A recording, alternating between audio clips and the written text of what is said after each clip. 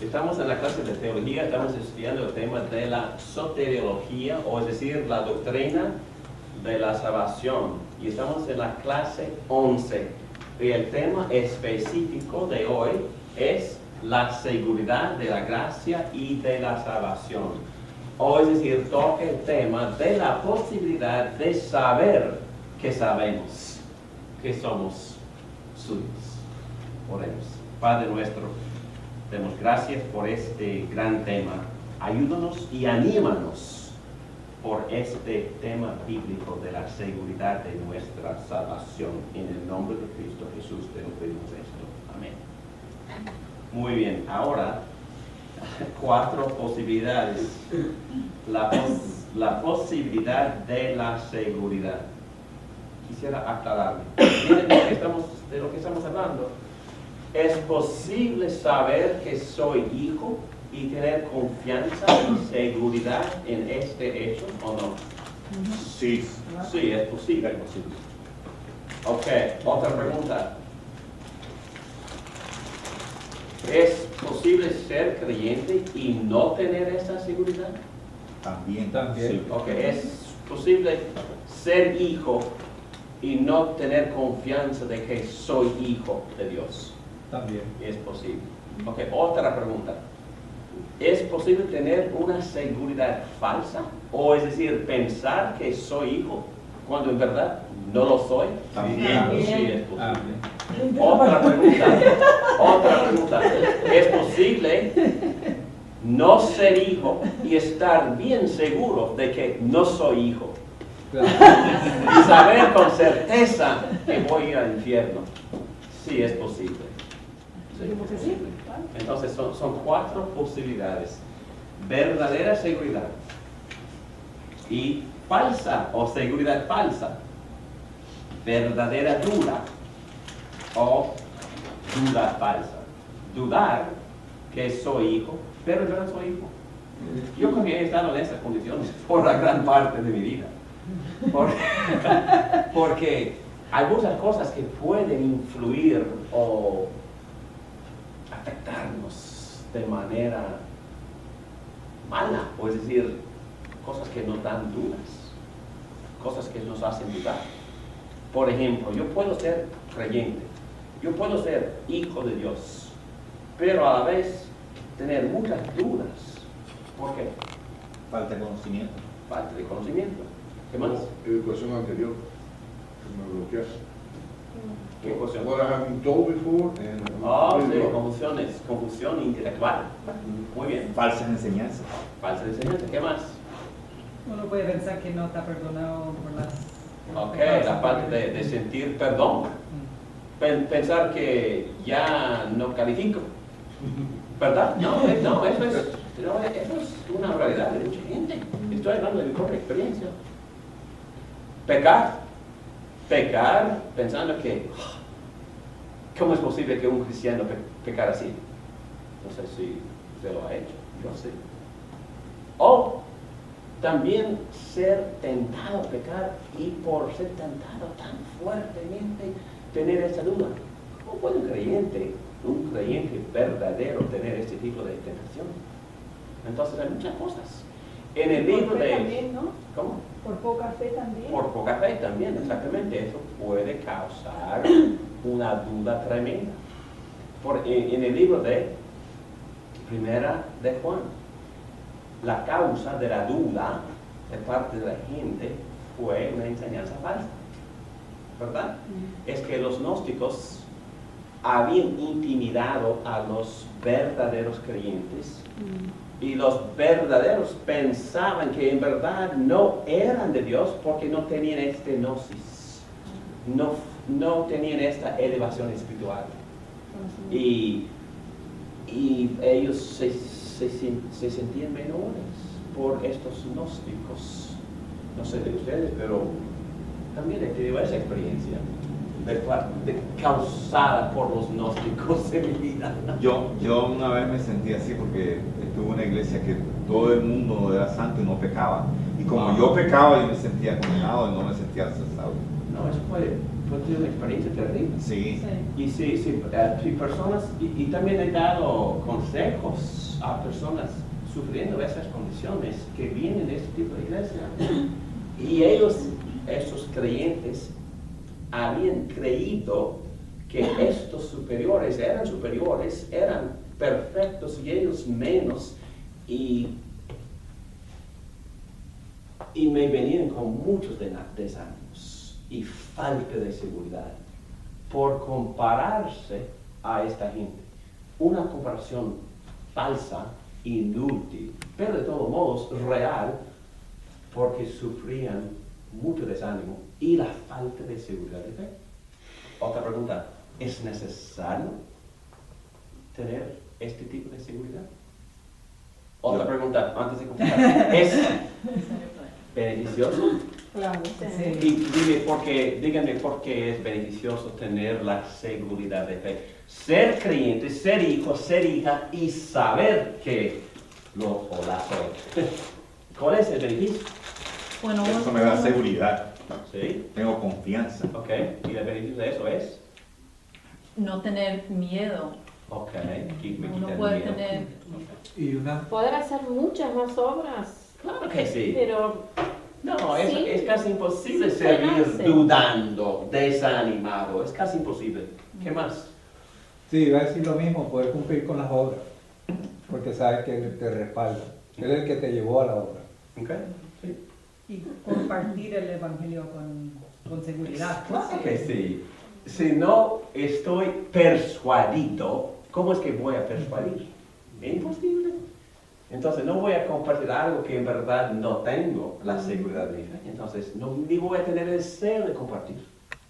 Muy bien, ok, ya sabemos. Y yo creo bíblicamente también, yo creo y voy a enseñarles por la palabra que es un deber. Es un deber de todos buscar esa seguridad. Entonces, ya hemos dicho que es posible ser creyente, ser hijo, sin tener la seguridad. Y a la vez es más que beneficioso, es un deber buscarla. Por todos esos motivos. Son muy buenos motivos que ustedes me han expresado. Vamos a vivir mucho más eficazmente si en verdad vivimos con esa seguridad. Y por eso es casi un deber buscarla todas las mañanas, antes de salir de la casa. Y, buscar a Cristo, llenarlo con gozo y paz y seguridad, y meditarnos en comunión con Él, para que salgamos de la casa eficaces y no desanimados. ¿Ok? Muy bien, vamos a leer, vamos a buscar la Biblia.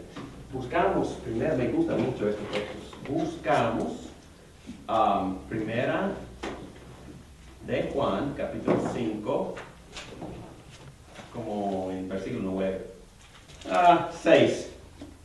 Este es el que vino mediante agua y sangre, Jesucristo, no solo mediante agua, sino mediante agua y sangre.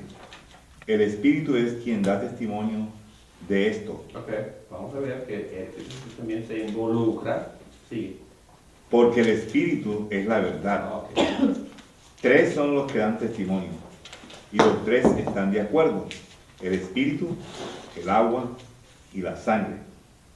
Aceptamos el testimonio humano, pero el testimonio de Dios vale mucho más. Precisamente porque el testimonio de Dios que Él ha dado acerca de su Hijo. Ok, un momentito. ¿Cuál es ese testimonio que Dios ha dado acerca de su Hijo? Cuando salió del bautismo, estaba siendo bautizado, bajó el Espíritu Santo por una paloma y dijo, se vio una voz que dijo, este es mi Hijo amado, en que tengo toda mi complacencia. Ese es un testimonio claro. Testimonio del Padre acerca de su Hijo, identificándolo como Hijo divino, eterno de Dios. También que lo amo y lo apruebo. ¿Ok? Sí. El que cree en el Hijo de Dios acepta este testimonio, ¿Cuál testimonio acepta? que vino, que se hizo hombre y que es el Hijo de Dios. Exactamente. Sí. El que no cree a Dios lo hace pasar por mentiroso. Oh, que Dios es mentiroso. Por declarar que su hijo es su hijo. Sigue. Por no haber creído en el testimonio que Dios ha dado acerca de su hijo. Oh. Y el testimonio es este, que Dios ha dado vida eterna. Nos ha dado. Nos ha dado vida eterna. Mm. Y esta vida está en su Hijo. Ok, un momentito. Recuerden, por favor, que Jesús dijo también en capítulo 17, ¿cuál es la definición de la vida eterna? El que cree. No, que me conozcan a mí y a su Hijo Jesucristo, El que conoce al Padre y al Hijo. tiene vida eterna. Bueno, es más, no, es vida vida eterna. Que uno conozca al Padre y al Hijo. Entonces, la vida eterna es una relación íntima con El el Padre. Padre y con el Hijo. Ok, sigue. Y el testimonio es este, que Dios ha dado vida eterna y esta vida está en su Hijo. El que tiene el Hijo, tiene la vida. Oh, el que tiene al Hijo tiene la vida. Ok, muy bien, sigue. El que no tiene el Hijo de Dios, no tiene la vida. ¿Y cuál es la razón por la cual Juan está escribiendo esto? Versículo 13. Les escribo estas cosas a ustedes que creen en el nombre del Hijo de Dios, ¿Para qué? para que sepan que tienen vida eterna. Oh, Dios quiere que sepamos que tenemos vida eterna. Oh, entonces es la voluntad de Dios que todo el mundo tenga la seguridad de fe. ¿Sí? Oh. Esta es la confianza que tenemos al acercarnos a Dios, que si pedimos conforme a su voluntad, Él nos oye. Y si sabemos que Dios oye todas nuestras oraciones, podemos estar seguros de que ya tenemos lo que le hemos pedido. Si alguno ve a su hermano cometer un pecado que no lleva a la muerte, ore por él y Dios le dará vida. Me refiero a quien comete un pecado que no lleva a la muerte, hay un pecado que sí lleva a la muerte. Y en ese caso no digo que se ore por él. Toda maldad es pecado, pero hay pecado que no lleva a la muerte. Ok, está bien, gracias. No vamos a ir allá. I know that. Okay. Paréntesis, Ok. Dios. Vamos a mantenernos en la línea. Estamos hablando de La seguridad. la seguridad de fe. Ok. La última pregunta es la más importante y tiene 3 partes. Y con estas 3 partes concluimos la clase. Número 1, la pregunta es esta. ¿En qué se basa la seguridad de fe? En que conozcamos al Padre, al Hijo y que tenemos vida eterna.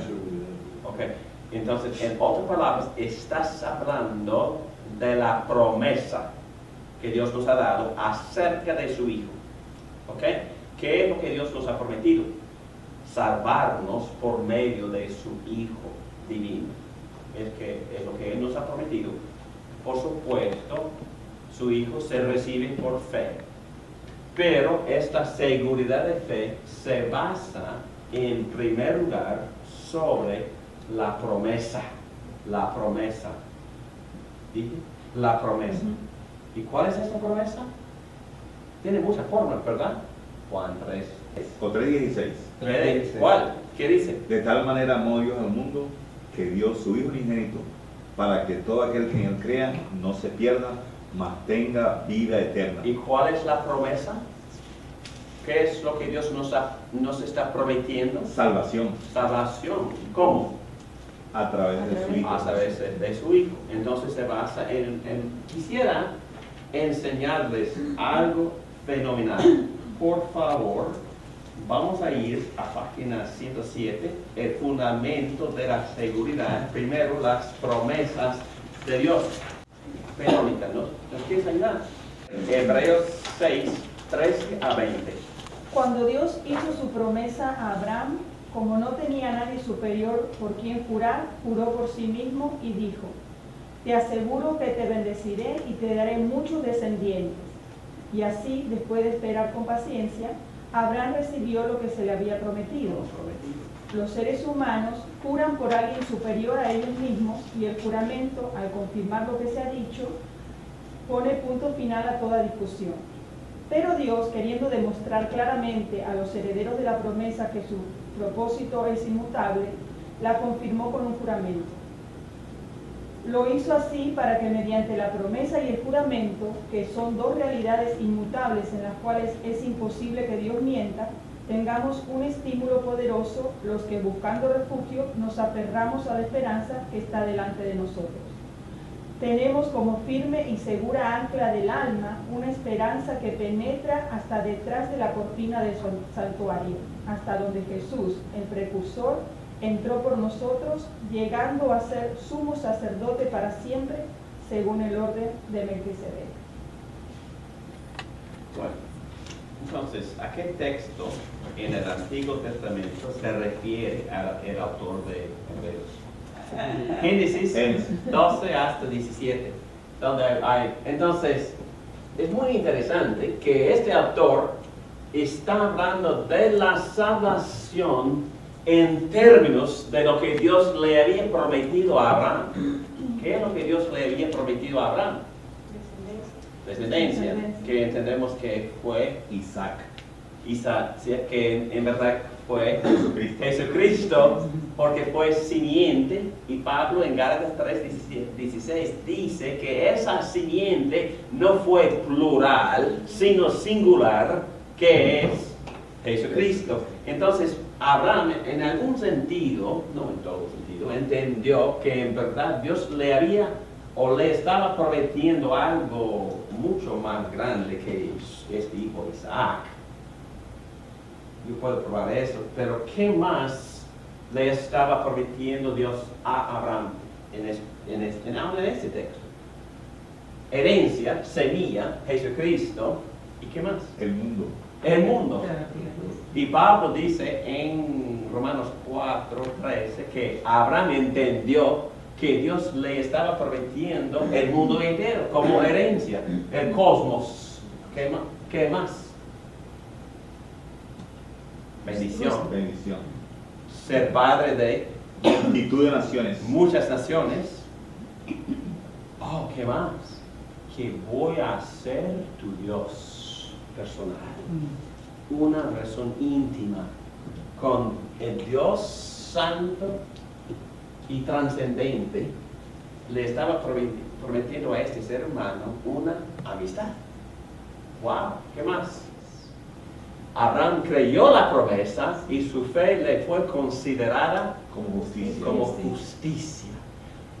Entonces, Abraham, por creer en la simiente, en la herencia, en la promesa, recibió también la justicia o la rectitud moral como cubierto o como regalo, lo que él necesitaba para poder presentarse ante un Dios santo. La recibió por fe en la promesa. Entonces, el contenido de la salvación por completo, que también incluye el perdón de los pecados, se encuentra en todo lo que Dios le había prometido a Abraham. Y en otras palabras, este texto nos enseña que la seguridad de fe depende de la promesa. ¿Qué promesa? La promesa del Mesías, del Salvador Jesús. La promesa de enviarle al Mesías para salvar al mundo. Entonces, pero hay otro factor aquí, porque quizás nosotros tendríamos la tendencia de no creer la promesa y por eso Dios Hizo juramento. hizo juramento. ¿Para qué?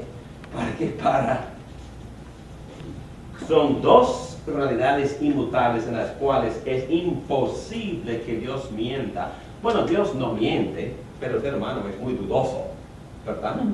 Entonces, por eso Dios se humilla para hacer juramento a su propia promesa. ¿Y a quién se jura?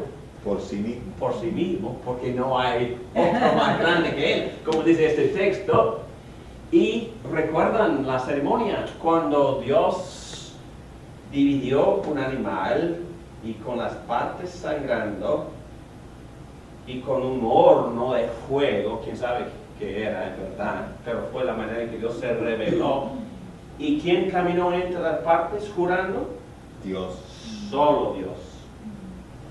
Y Dios estaba diciendo, si no cumplo con esta promesa de salvar al mundo a través de Jesucristo, que yo quede así como este animal muerto sagrado. Es lo que estaba diciendo Dios. Que todo el castigo y todo el juicio, toda la condenación caiga en mí. Es lo que estaba diciendo Dios. Entonces, ¿por qué Dios estaba enfatizando tanto en la promesa? Para que creyéramos nosotros. Porque me conoce. ¿Qué es lo que Dios sabe de mí? Que soy Pecador, Que soy pecador, que soy miserable, miserable, dudoso, desanimado, con la tendencia de deprimirme, con toda esta cosa en verdad problemática, y Dios me comprende y tiene simpatía. Y dijo, yo lo voy a hacer. Lo voy a hacer y voy a hacer todo lo posible para animarle a salir por delante ese miserable. Y me encanta como lo dice, tengamos un estímulo poderoso. Un estímulo poderoso por dos cosas. Promesa, juramento. Qué bueno es nuestro Dios, ¿verdad? Dice que nuestra salvación depende de Él. Dice que Él nos va a elegir, nos va a llamar, nos va a justificar, nos va a santificar y nos va a glorificar. Y no la vamos a perder porque tiene un ancla en Jesucristo. Oh, otra cosa, ancla. Tenemos como firme y segura ancla del alma una esperanza que penetra hasta detrás de la cortina del santuario. ¿Dónde está este santuario? Está en los cielos. cielo. ¿Y quién entró? Jesús. Jesucristo. Y Él agarró el trono del Padre con los creyentes atados, con los creyentes unidos a Él. Y ahí estamos con Él anclados al trono, juntos, sentados en los cielos. y unidos con Cristo Jesús. Y hay otra palabra acá, hasta donde Jesús, y es muy interesante para mí que este autor usa el nombre humano de Jesucristo para que nosotros entendamos que ahora hay un ser humano ahí sentado en el trono. Es Jesucristo, el ser humano, el Dios mismo. Hay otra palabra, precursor. ¿Qué es un precursor? Primero. Primero, Él entró Como líder. como líder, preparando camino, y nosotros también ahí estamos con Él. Sumo sacerdote. Nuestro sumo sacerdote ahí está, intercediéndonos por nosotros para siempre, según el orden del Eterno. El Eterno no tiene origen ni generación, se llama Melquisedec, se llama Rey de Justicia. Melquisedec, Rey de paz, Rey de Salem, de Shalom. Melquisedec. Muy bien, es Jesucristo. No, todo esto, hermanos, es para animarnos porque la salvación depende principalmente de la promesa de Dios. Depende principalmente de la veracidad de la palabra de Dios. Dios no miente. Y cuando Dios dice, Maurín, te voy a salvar por Cristo, no importa el tamaño ni la medida de tu fe. Si crees un poquito en Cristo, salva eres. Entonces, nuestra salvación depende, primero que nada, de la palabra de Dios. Y cuando dudamos, y si dudamos, recordando que el pecado nos hace dudar, la tentación, la falta de conocimiento correcto, quizás personas supuestamente superiores, muchas cosas nos desaniman, una tragedia, una enfermedad, un dolor, una pérdida, todas estas cosas nos pueden dudar. Y cuando dudamos, ¿qué hacemos? Nos examinamos para ver si somos buenos o no. Pero tenemos el... Es que examino mi fe para ver si tiene si tiene la medida suficiente o no. Desastre. Mi fe nunca tiene la medida. No, es que, ¿a qué miramos para recuperar la seguridad? Jesús. La promesa. Dios, me prometiste salvar por Cristo. Nada más. Volvemos a la palabra, volvemos a la promesa, volvemos a las garantías de Dios para salvarnos en Cristo. Tenemos el Consolador que nos ayuda en nuestra debilidad. cómo pedir, cómo orar, porque no sabemos. Ok. Tengo 2 puntos más. Hay algunos, y aquí está la lectura, aquí está la enseñanza de nuestro erudito, que dice que algunos teólogos dicen que hay un solo fundamento, pero digamos que no. La palabra es el fundamento más importante, pero no es el único, porque quedan 2 cosas más. ¿Qué más nos ayuda?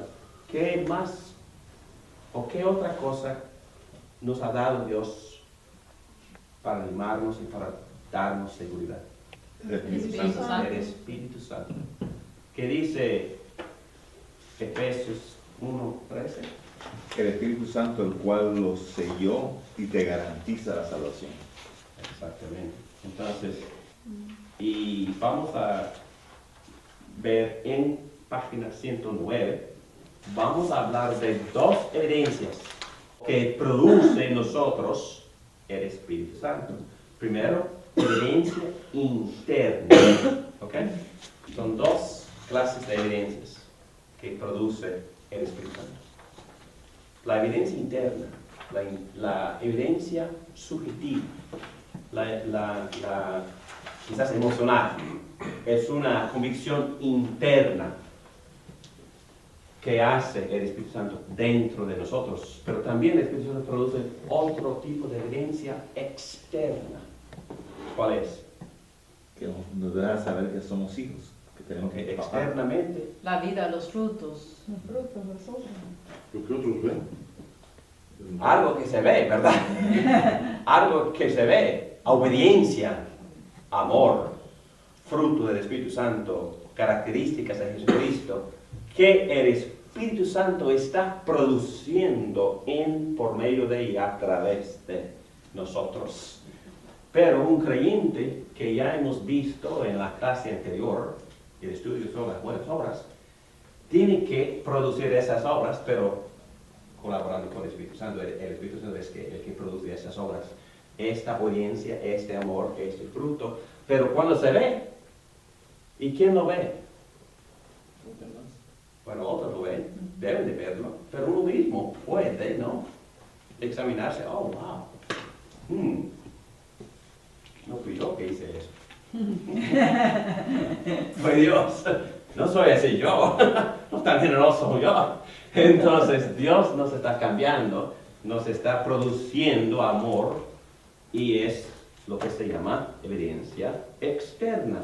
Pero rapidito, Romanos 8. Y ustedes no recibieron un espíritu de nuevo Que de nuevo los esclavice gracias al miedo, sino el Espíritu que los adopta como hijos y les permite clamar, Abba, que es papi, Padre.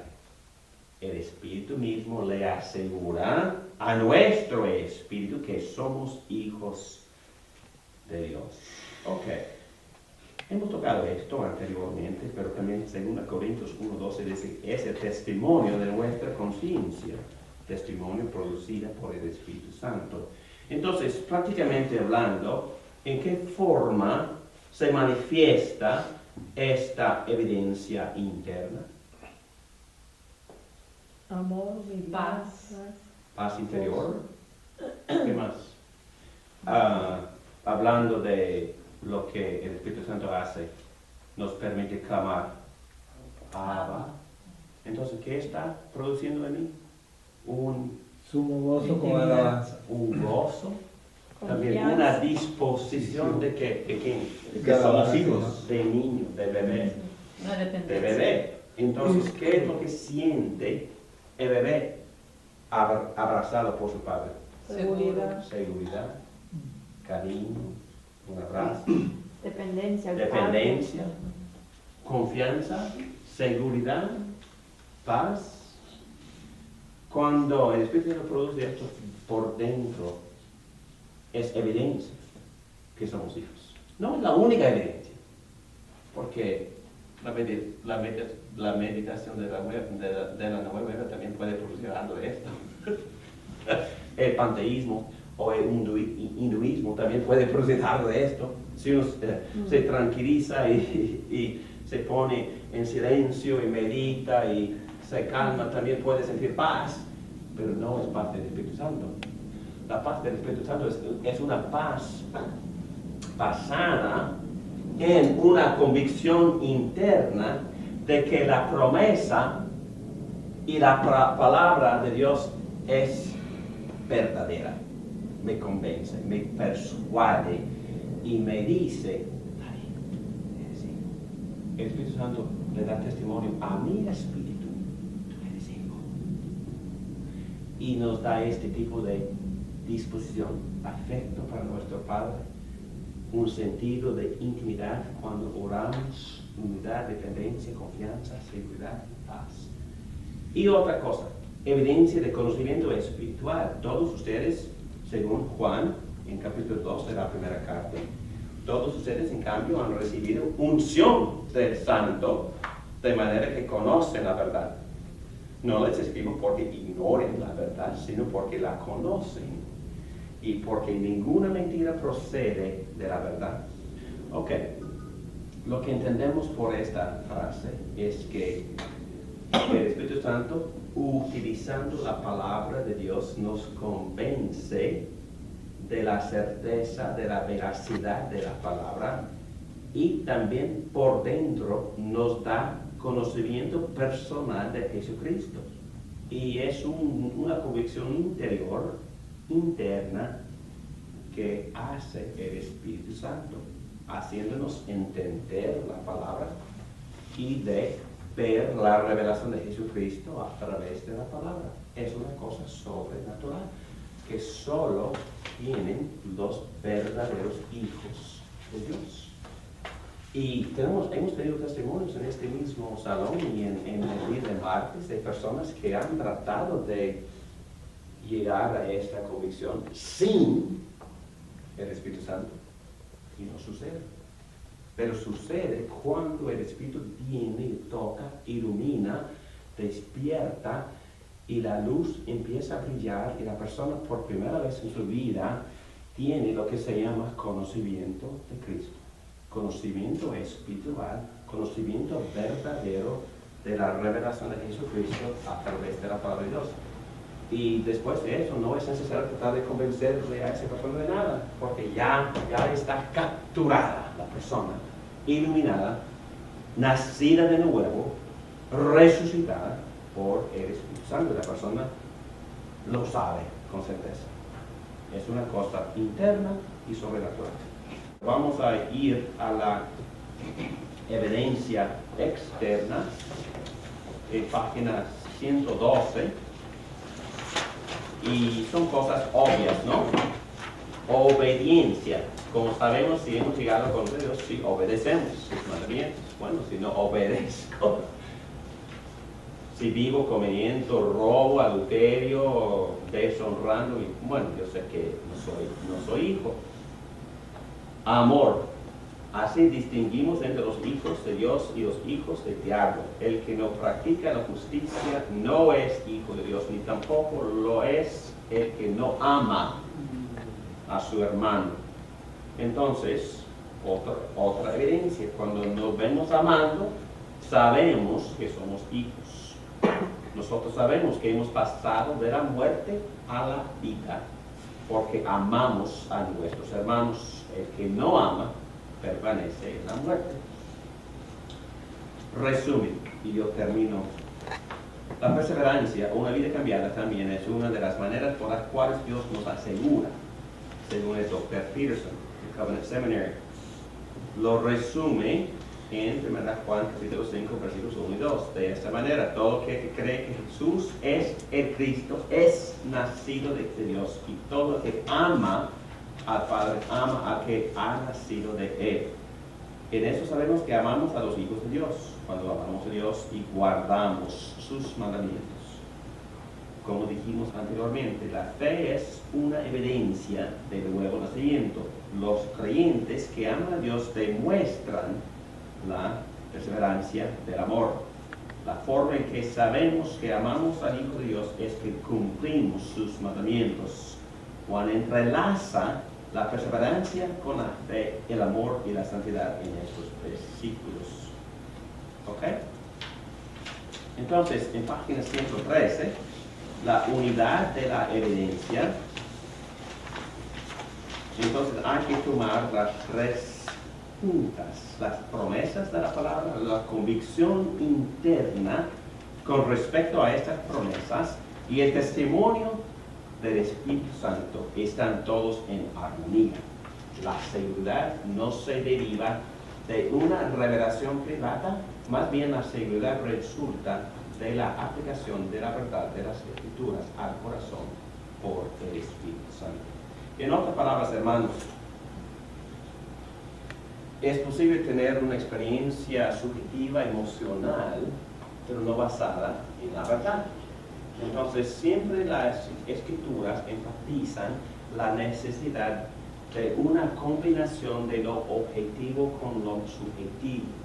¿Okay? Aunque Cristo Jesús enseñó eso en Juan 4, cuando dijo que el Padre está buscando a los verdaderos adoradores, los que adoran en espíritu, la parte subjetiva, comunión de mi espíritu con Dios espíritu, es una conexión sumamente íntima y subjetiva, la parte interna, pero también Él busca adoradores que lo adoran en verdad.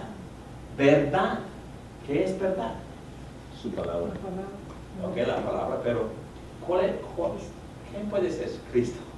Una definición, la verdad simplemente es las cosas así como son, ¿no?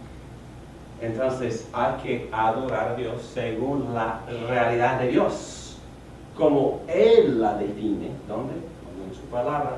Entonces la parte objetiva, yo puedo examinar mi fe. Mi fe tiene el contenido de Dios, mi fe tiene el contenido verdadero, mi fe está basada en los conocimientos objetivos de la palabra de Dios, o estoy equivocado en lo que creo. Entonces siempre tengo que examinar la parte objetiva por la palabra de Dios, que es la verdad. ¿Okay? Pero también es necesario tener esta experiencia interna, esta experiencia subjetiva, esta experiencia íntima, interna. Si no, no es válido tampoco. Entonces hay que haber una combinación de las evidencias. Yo creo objetivamente en las promesas de Dios, pero siento en mi interior el testimonio del Espíritu Santo, confirmando, diciéndome que esas verdades en verdad son verdades.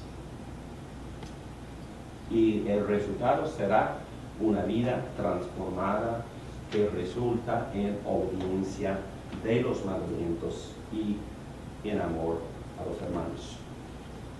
La importancia, hemos dicho que no es esencial, una persona puede ser creyente y no saberlo. Es natural, todo creyente puede llegar a tener seguridad, debe de ser normal para el Hijo de Dios tener esta confianza, y es un deber. Pedro dice que, por lo tanto, hermanos, esfuércense más todavía por asegurarse del llamado de Dios, que fue quien nos eligió. Si hacen estas cosas, no caerán jamás. ¿Okay? Pero dice que es importante, es más que importante, es un deber buscar esta seguridad. Y también hemos dicho que produce las gracias de gozo, gratitud, paz y obediencia y una vida disciplinada. La seguridad es una motivación, la gracia trae santidad, no libertinaje. ¿Ok? Y creo que voy a esperar hasta la próxima clase, porque vamos a hablar de la perseverancia, de la fe y las razones por las cuales los cristianos caen y cómo evaluamos a un creyente que cae en pecado. ¿Okay? Pero vamos a esperar la clase de la semana entrante para meternos en este problema. ¿A qué se refiere? Dice no caerán jamás. Okay. De segunda de Pedro. Ok, vamos a usar este tema, pero rápidamente, y no quiero que continúe esta conversación. Si una persona ha nacido de nuevo y esa persona es bebé, niño en Cristo, esa persona no puede llegar a ser no niño en Cristo. Entonces, si nazco de mi madre y soy David Morán, hijo de Alfredo Morán y Miriam Morán, nunca puedo llegar a no ser hijo de ellos. ¿Ok? Quizá no avanzo, pero no retrocedo, no hay como retroceder. ¿Cómo? No hay como retroceder. No Quizás es se quede posible. como- No es posible. Yo puedo negarlos, pero eso no cambia nada. Me puede negar, pero tampoco cambia nada. Verdad, es una ¿Ok? verdad. Entonces, si soy hijo de Dios, good to go, baby. Ahora y para siempre. Es una convicción bíblica. Entonces, y por eso, por esa verdad surgen otros conflictos, ¿verdad? ¿Cómo evaluamos el que dice, ay, sí, creo, y en 2 años está viviendo en el infierno? Entonces, ¿cómo evaluamos tal cosa? Ese tema vamos a tocar la semana que viene. ¿Okay? Pero para dar resumen a esta clase, hemos dicho con mucho ánimo que es posible tener lo que se llama la seguridad de fe. Una certeza, sabiendo que soy hijo y en verdad es una convicción correcta. ¿Okay? También tocamos en esta clase la posibilidad de tener una seguridad falsa, pero también la posibilidad de tener una duda falsa y también una duda verdadera. Pero lo más importante de esta clase es que hemos tocado 3 fundamentos sobre los cuales basamos nuestra seguridad. 1, la palabra de Dios, la promesa de Dios. Y creo que es el fundamento mucho más importante que de los 3. La palabra de Dios. Dios es fiel y nunca miente. Y sobre todo, y después de todo, al fin del día, mi salvación depende de Dios y no de mí, gracias a Dios, porque soy débil. 2, si en verdad he creído en Cristo, aceptando la promesa, habrán resultados. El Espíritu Santo produce 2 resultados. Fundamento 2, evidencia interna del Espíritu Santo. El Espíritu Santo me da ciertas disposiciones, convicciones internas, convicciones que me convencen de que soy hijo de Dios. Cuando tengo una disposición de dependencia, de cariño, de humildad, estas convicciones, estas disposiciones me hacen saber que solo el Espíritu de Dios puede producir esta humildad, dependencia, cariño de niño en mí. Y cuando tengo conversaciones íntimas con mi Padre Celestial, eso también es evidencia interna producida por el Espíritu Santo de que soy hijo de Dios. Pero también, número 3, el fundamento 3, el Espíritu Santo produce evidencias externas en mi vida transformada. Y 2 palabras dan resumen a estas evidencias: obediencia a los mandamientos y amor, que en verdad es la misma cosa. Si obedezco, amo; si amo, la guía son los mandamientos de Dios en cómo amar.